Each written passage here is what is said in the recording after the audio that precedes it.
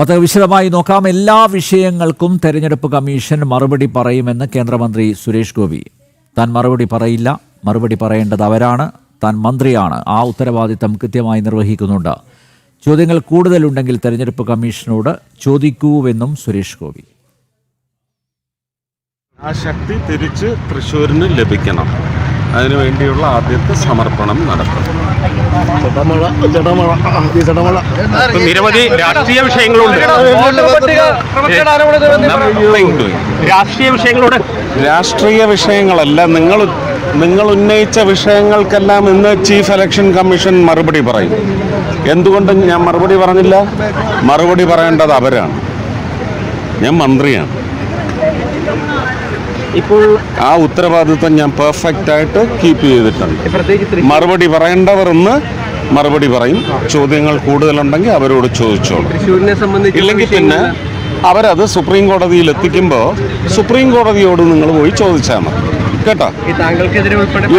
ഇവിടുന്ന് കുറച്ച് വാനരന്മാർ ഇറങ്ങിയല്ലോ, ഓരോ ഉന്നയിക്കലുമായിട്ട്.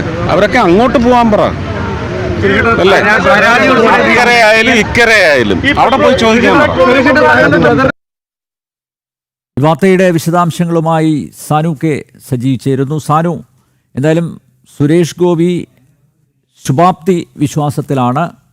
കഴിഞ്ഞ ഒരാഴ്ചക്ക് ശേഷം അദ്ദേഹം മാധ്യമങ്ങളോട് പ്രതികരിച്ചിരിക്കുന്നു. പക്ഷേ അദ്ദേഹത്തെ ബാധിക്കുന്ന, അദ്ദേഹത്തെ പ്രതിക്കൂട്ടിൽ നിർത്തുന്ന വിഷയങ്ങളിൽ മറുപടി പറയേണ്ടത് അദ്ദേഹമല്ല, മറിച്ച് തെരഞ്ഞെടുപ്പ് കമ്മീഷനാണ്. ഇനി തെരഞ്ഞെടുപ്പ് കമ്മീഷൻ്റെ മറുപടിയിൽ തൃപ്തികരമല്ലെങ്കിൽ സുപ്രീം കോടതിയെ സമീപിക്കാം എന്നുവരെ പറയുന്നു. വളരെ കൃത്യമായിട്ടുള്ള ഉത്തരം. മാധ്യമങ്ങൾ തൃപ്തരാണോ അദ്ദേഹത്തിൻ്റെ മറുപടിയിൽ?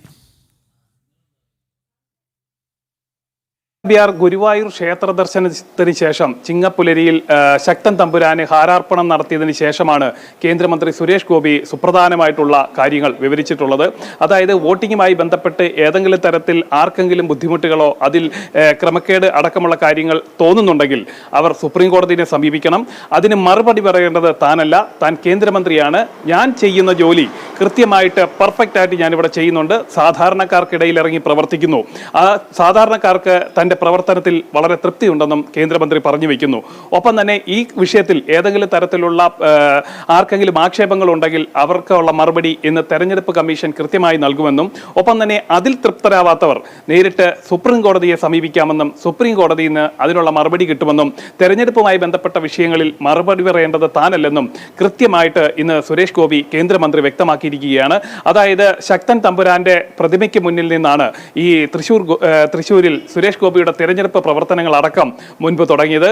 അത് 2019 അതിനുശേഷം നടന്ന 2024 തെരഞ്ഞെടുപ്പിലാണെങ്കിലും ഈ ഘട്ടങ്ങളിലെല്ലാം ശക്തൻ തമ്പുരാന്റെ തട്ടകത്തിൽ നിന്നും അദ്ദേഹത്തിന് ഹാരാർപ്പണം പുഷ്പാർച്ചന നടത്തിയതിനു ശേഷമാണ് സുരേഷ് ഗോപിയുടെ തെരഞ്ഞെടുപ്പ് പ്രവർത്തനങ്ങളെല്ലാം നടത്തിയിട്ടുള്ളത്.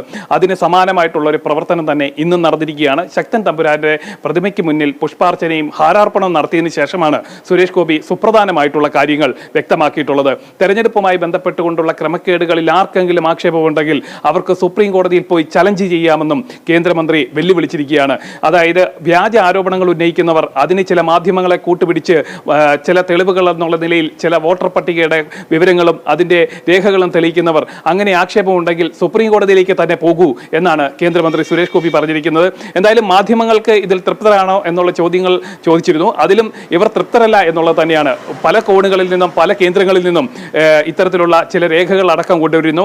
അതിന്റെ പിൻബലത്തിൽ അതിന്റെ ആ രേഖയെ പിൻപറ്റിക്കൊണ്ട് വലിയ രീതിയിലുള്ള വാർത്തകൾ പടച്ചുവിടുന്ന ജോലി ഇപ്പോഴും അവർ അനസൂതം തുടരുകയാണ്. എന്തായാലും ആർക്കെങ്കിലും ആക്ഷേപമുണ്ടെങ്കിൽ കോടതിയെ സമീപിക്കാൻ വേണ്ടി തന്നെയാണ് കേന്ദ്രമന്ത്രി വെല്ലുവിളിച്ചിരിക്കുന്നത്. തനിക്കെതിരെ ചോദ്യങ്ങൾ ഉന്നയിച്ച വാനരന്മാർക്ക് സുപ്രീം കോടതിയെ സമീപിക്കാം എന്ന് കേന്ദ്രമന്ത്രി സുരേഷ് ഗോപിയുടെ മറുപടി. എല്ലാ വിഷയങ്ങൾക്കും തെരഞ്ഞെടുപ്പ് കമ്മീഷൻ മറുപടി പറയും. താൻ മറുപടി പറയില്ല, മറുപടി പറയേണ്ടത് അവരാണ്, മന്ത്രിയാണ്, ആ ഉത്തരവാദിത്തം കൃത്യമായി നിർവഹിക്കുന്നുണ്ടെന്നും സുരേഷ് ഗോപി തൃശ്ശൂരിൽ മാധ്യമങ്ങളോട് പ്രതികരിച്ചു.